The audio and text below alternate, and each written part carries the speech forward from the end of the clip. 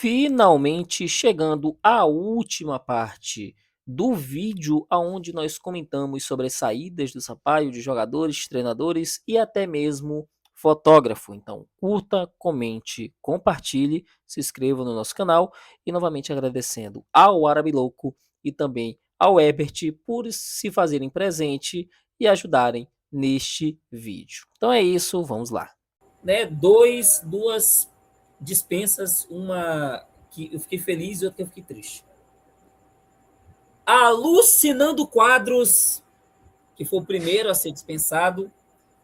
E Herbert, à vontade. Tu que está analisando cada partida dele. Rapaz, é, eu vou dar até um certo desconto para o Luciano Quadros, cara.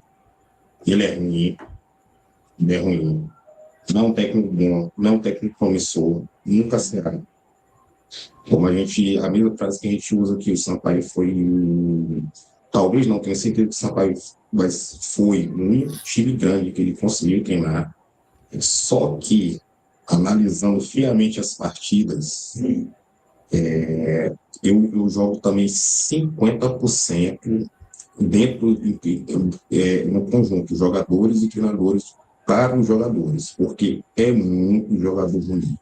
E o maior problema do Sampaio são as tomadas de decisões erradas, onde era para um jogador fazer um simples, dar um passe de 3 metros, ou então uma marcação, uma movimentação, eles não conseguiam fazer. Eu creio que o Luciano Quadros, ele treinava, era aquele que ele tinha. Aonde, para mim, é o ponto negativo dele? Insistir com o Emerson Carioca, fazer aquelas alterações e modificações malucas dentro do jogo, onde ele colocou Stone como lateral direito, botou Dimas como ponta direita, Adriano no meio, Carral como 10. E ele também tem muita culpa da baixa performance em relação a Carral. Por quê? Carral é aquele ponta. Era aquele ponta quase estilo Pimentinha, que driblava sentido grande área e fazia aquele recuo o atacante, ou então chutava aquele chute um pouco melhor do que Pimenta, mas ele chuta bem a pequena distância. A longa distância ele não tem esse chute todo. Então ele tirou o jogador, o segundo jogador mais técnico, ou o jogador mais técnico do Adriano, e botou para jogar como 10. Visivelmente, Carral não tem noção de passe, também é uma chamada de decisões, e ele ferrou com o Carral. Para mim, ele peca aí. Forma que o Luciano Quadros jogar com 4-3-3, e ele morreu com esse 4-3-3 em marcação por zona. Deixa eu mostrar para vocês aqui, ilustração. Ele joga, se vai dar para ver, ele jogava dessa forma aqui, ó. Contra Imperatriz, aqui, Cavi, Carral, né? Aqui o ponta, que ele começou com o Mazerotti, depois trocou para Mazerotti, Adriano. Basicamente ele jogava dessa forma. E o buraco aqui no meio. Quando não tinha um buraco no meio, carro estava mais para cá, aqui ficava sem. Aí o que ele queria fazer? A saída, na maioria das vezes, era com os volantes, né? Esses três, fazer essa linha aqui, o Isaldo ou o Iago subia, Cavi descia para fazer a saída. Ou então, quando era isso contra o Imperatriz. Quanto o Iap, ele já mudou de posição para Cavi. Cavi e Peu jogaram mais para frente, e a saída com Isaldo e Iago Rocha. O que ele teve a loucura de fazer? Ele botou Stone no jogo contra o Teatro, só dando um exemplo das merdas que ele fazia. Botou Stone, aqui ele deixou Neto, Cavi descia para cá, e se eu não me engano foi Peu. O Sampaio jogava todo só para um lado, e aqui tudo desguarnecido, como eu conversei com vocês antes. A única saída que tinha era Carral e Iago Rocha que não tinha profundidade. Ou seja, era o esquema 4-3-3, às vezes com o Cavi, né? O Cavi fazia aqui, quando jogava fora, ele descia mais, fazia como se fosse um terceiro zagueiro, e ele jogava com Peu e Neto. O, os dois pontas e Emerson Carioca, que pouco fazia. Qual é o problema maior? E Neto também, que ele não conseguiu desenvolver Neto. Neto ele joga melhor se ele tiver encostado na área. Ele não, ele fazia Neto jogar o tempo todo no meio de campo. Quando não, que Neto vinha para a ponta e o ponta vinha para o lugar de Neto. Ou seja, era uma bagunça generalizada que ele fazia. E aí, para mim, está o maior erro dele. Essa análise tática e eles também não conhecerem, ele também não conhecia a fundo a limitação dos jogadores que ele tinha em mãos. É, então, é que ele levou no tático até para o IAP, o treinador do IAP, aquele 0-0. O IAP se portou bem melhor do que o Sampaio taticamente. Então, o Luciano Pato tem 50% de erro de culpa nesse aspecto. Os outros 50% dos jogadores também que eram ruins. Eu não sei se com jogadores mais ou menos ele faria um trabalho melhor, talvez não, muito limitado, e que ele seja feliz em o clube. Mas no Sampaio não deu certo, não. Fora a salada de fruta que ele fazia no final do jogo, em desespero. Então, que vai embora e eu tenho certeza, por mais que não aprovo 100% da vida de Já, mas já é bem mais conhecido com ele, talvez com esse time a gente note uma mudança já bem notória em relação a nível, né? Níveis de análise tática entre o Luciano, que a gente batizou de Pardal, várias outras coisas, e um treinador de verdade que tem um pouco mais de sabedoria dentro do futebol e anos de estudo, né? Então, para mim, o Luciano Quadro foi uma decepção. Decepcionante até de onde ele veio, né? Da segunda divisão parece, se não me engano, foi Paraibano. Foi Então, Sergipe, eu fazer acho. falta. Sergipe, isso, Sergipe, perfeito, Foi Sergipe, ele subiu um time em perfeito. Sergipe, senão foi Laguna.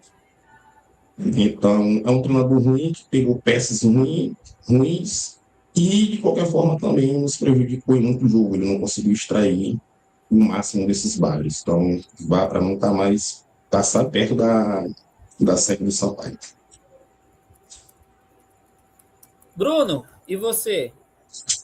Cara, eu não vou conseguir fazer uma análise tão detalhada do Quadros como o Ebert fez, né? Mas, assim, eu acredito que o Luciano Quadros, nessa passagem dele, ele foi um cara que ele era muito pouco pragmático. Ele era um cara que ele tinha uma característica muito grande do que ele queria tentar marcar o jogo da forma dele, do jeito dele de jogar. Então, assim, eu tinha um pouco da impressão que não interessava o que o Sampaio fizesse, não interessava a situação que o Sampaio tivesse. O Luciano Quadros ia tentar fazer o jogo da forma dele, né? Da forma que ele acreditava ser melhor para ele demonstrar um futebol vistoso, mais bonito, que na cabeça dele funcionava, sendo que às vezes o Sampaio estava numa roda de fogo e que o Sampaio precisava de fato era tentar o resultado acima de tudo. Né? Ele era um cara muito pouco resultadista. E aí você tem vários jogos que ele opta por loucuras, né? Faz ali escalações loucas, ele faz mudanças durante o jogo muito doidas, ele praticamente todo jogo ele testa uma escalação nova, e às vezes o Sampaio necessitando de um resultado positivo. Ele era um cara que ele apostava muito em erros, era um cara que substituía mal, né? Como o Ebert bem destacou, o Sampaio, quando estava funcionando com ele, né? Se o time estava acelerado, ele ia fazer uma substituição que deixava o time mais lento, né? Então, bicho, assim, é um cara que. E também tem um ponto, né? Como é que eu posso dizer? Os atletas que ele trouxe eram atletas ruins, então tudo isso também colabora. Mas eu acredito assim que o Luciano Quadros, se tem um elenco um pouco melhor, né, tá com o elenco um pouco mais forte, eu acredito que não mudaria tanto do que já estava, né? Talvez ele poderia sim fazer um trabalho melhor, porém eu acredito que não muito melhor que isso aí, porque eu acho que ele é um cara preso a dogmas que ele não vai largar tão cedo, né? E eu acredito de fato assim que ele nunca vai largar essas ideias que ele tem de futebol, né? Ele tem uma ideia de futebol aí que é equivocada e que para ele funciona e é isso aí, né? É isso que eu tenho a comentar sobre o Quadros.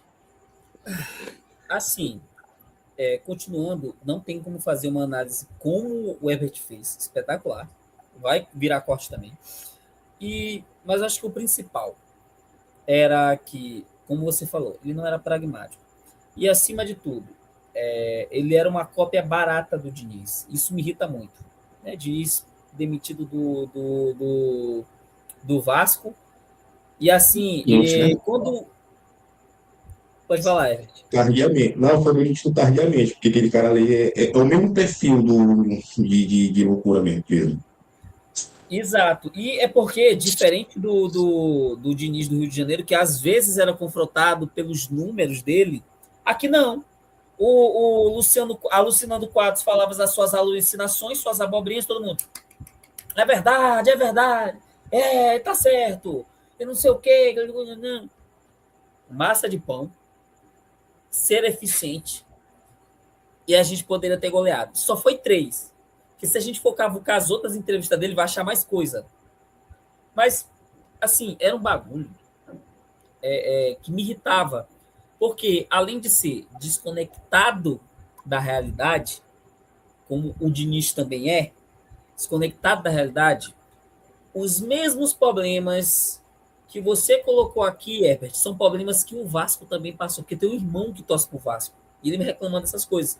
Mesmo problema. Aquele jogo contra o MAC, quando já estava 2-3-0, ele passou por um negócio maravilhoso, que era simplesmente não ter ninguém em nenhum dos setores do campo. Como assim? Sampaio precisando atacar e não tinha ninguém atacando. Sampaio precisando rodar a bola, ter jogadores para criar e não tinha ninguém no meio. E o Sampaio precisando defender, não tinha ninguém na zaga. Parecia que o Sampaio estava com a menos, mas estava com os 11, mas nunca tinha nenhum setor diretamente povoado, com jogadores corretamente posicionados, porque estava todo mundo perdido. Um outro ponto, toque de bola e uma pressão estéreo, que é muito, eu acho que não sei se o Ebert colocou aqui, mas também é uma característica muito grande, principalmente nos jogos, em tese, que os times deixaram isso acontecer. Fluminense e IAP é o exemplo. Foram jogos onde o Sampaio teve uma posse de bola enorme, que o Sampaio ficava tocando bola para cá, para lá, mas era tão estéreo esse toque de bola também, que resultava em você chutar de fora da área, na mão do goleiro, porque o Sampaio finalizava mal, ou você cruzar na área para a defesa tirar. E aí é um outro ponto, porque quando ele não sabia o que fazer, como ele não conseguia chegar na área, eles ficavam girando bola, rodando, enrolando por 2-3 minutos para cruzar na área. E cruzar errado. Isso mesmo. Então, aí, defesa. Outro detalhe, que tem o Diniz, que o Luciano Quadros imitou certinho. Uma defesa extremamente defasada. Uma defesa totalmente segura. É muito clássico dos times do Diniz, né? Acho que fora o Fluminense ali, e olhe lá. Mas todos os outros times que ele passou, como Cruzeiro, São Paulo, eram times que defensivamente eram muito fracos, muito frágeis, e foi a mesma coisa do Sampaio. Tanto que trouxeram o Edmar, e ele fez questão de colocar Edmar para uma defesa que já era fragilizada pelo Clebão, e talvez o Matheus Alves era o melhorzinho que tentava jogar por 3, e melhorzinho com muitas, com todo respeito, com muitas ressalvas, que o Matheus Alves também nessa maravilha. Ele entra na mesma cabine do Moresh. Ele não, sabe em relação a Clebão e Felipe Cauã, não, fala assim em relação ao que a gente tem, pelo menos pior, mas também não é lá aquele zagueiro craque, não. Exatamente, ele é um craque, um cara diferenciado. É muito ruim, tá ligado? Exato. É tão ruim que o Matheus Alves fica aceitável. Exato. Exemplo, sei lá, se a gente traz o Mimica, a gente vai falar, pô, aí ele começar a ver o Matheus Alves derrubando. Mesmo sabendo que isso não ia acontecer, porque ambos têm, se eu não estiver enganado, características parecidas. Então, um dos dois é rodar. Que eu acho muito difícil seria manter os dois. Mas bora lá. Se tiver errado, me corrija. Mas aí, defensivamente, um time muito perdido, uma defesa extremamente frágil, com jogadores que não sabiam defender, com jogadores que não sabiam atacar. Quando o time estava precisando de resultado, ele me pegava o lateral, me botava de ponta. Gente, o Bal estava jogando de ala, gente, pelo amor de Deus. E era bizarro. E aí que começava a bagunça. A gente sabe muito bem, quem é aqui nós três, na hora que ele botava o Bal de ala, ali a bagunça começava, porque ali o time desmontava totalmente. Aí ele começava, tira Bal, bota Stone. Tira, não sei, tira o Edson, bota Gustavo Furtado.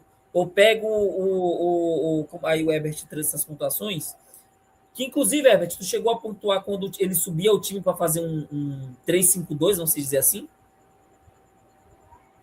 Agora não.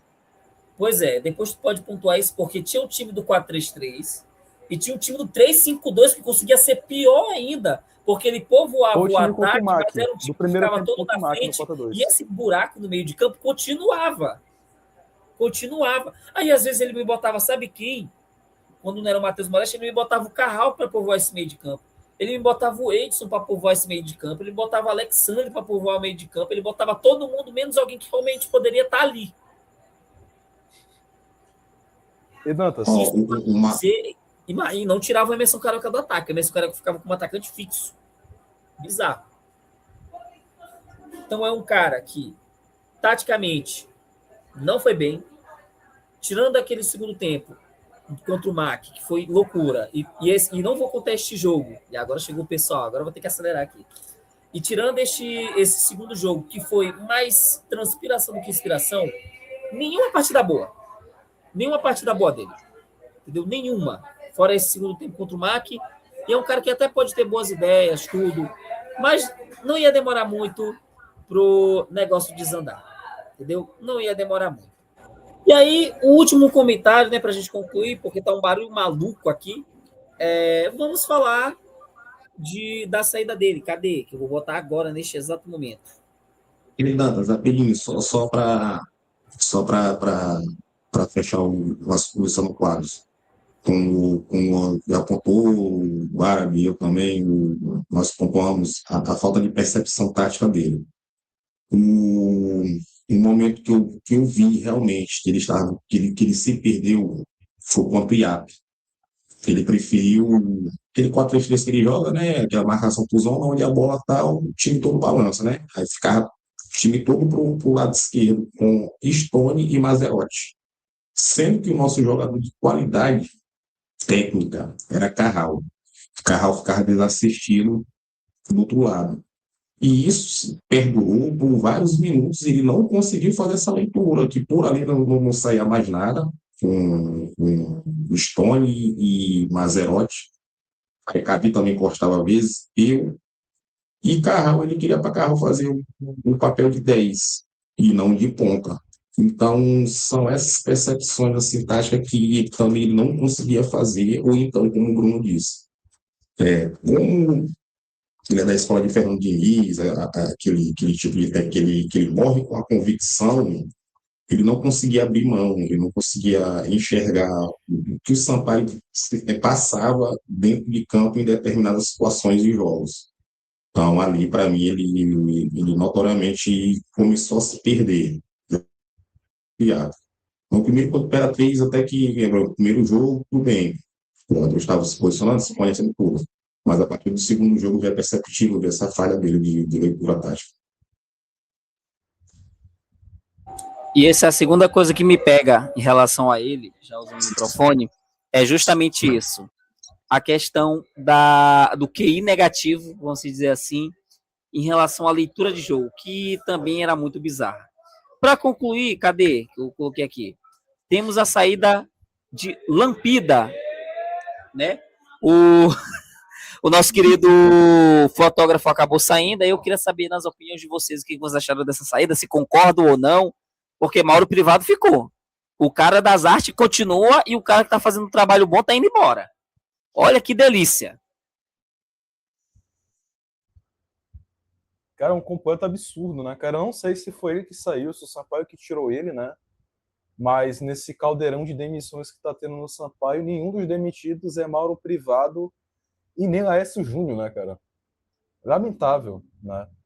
E, pô, era comentar, Lampido era foda, tirava muita foto boa aí, né, cara? Achava um ótimo fotógrafo, né?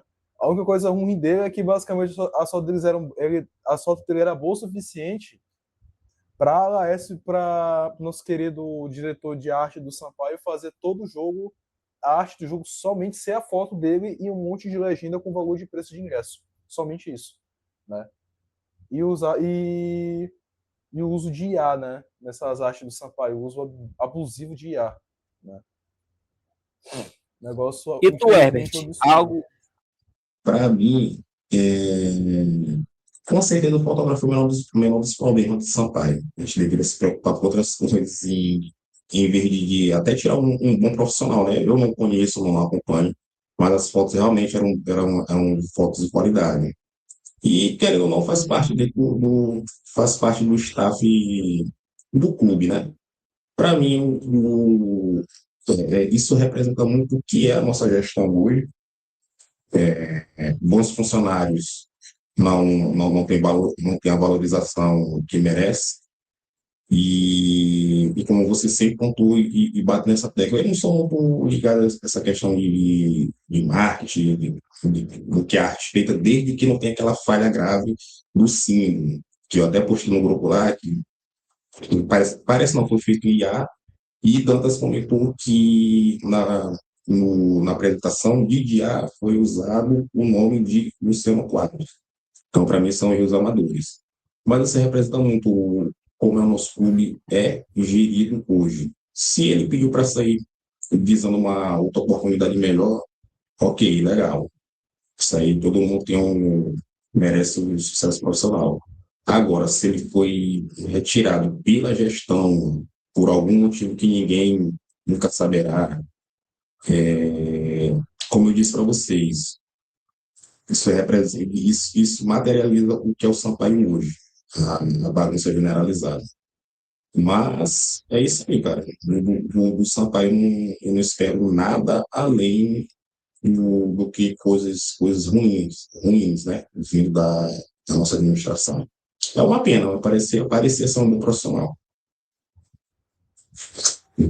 Assim, é claro que eu tenho umas questões sobre ele defender Sérgio Frota, mas aí até o quê, né? Tem que defender quem paga ele. Mas ele é um bom profissional. Era um cara que fazia excelente trabalho, excelentes fotos. E, assim, trazia uma visão diferente para o torcedor. Era um trabalho bem feito.